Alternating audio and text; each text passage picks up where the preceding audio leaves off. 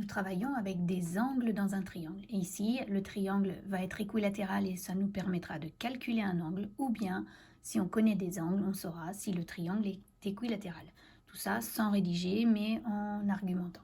Donc, premier cas, le triangle est équilatéral.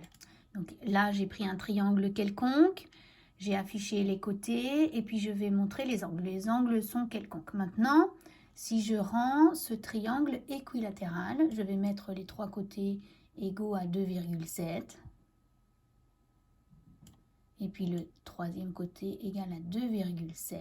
Eh bien, je me rends compte que finalement, quand les côtés sont égaux, les angles sont égaux à 60 degrés. Donc on se souvient, s'il est isocèle, il a deux angles à la base de même mesure. S'il est isocèle, il a deux angles à la base de même mesure.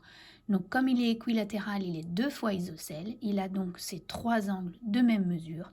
Et comme la somme des angles fait 180, eh bien on va faire 180 divisé par 3 et ça me donnera 60 degrés pour chacun des angles.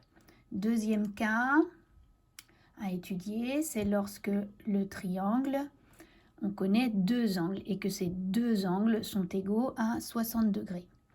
Donc je prends un triangle et j'ai deux angles qui sont différents et je vais les rendre égaux à 60 degrés. Donc 60 degrés, 60 degrés.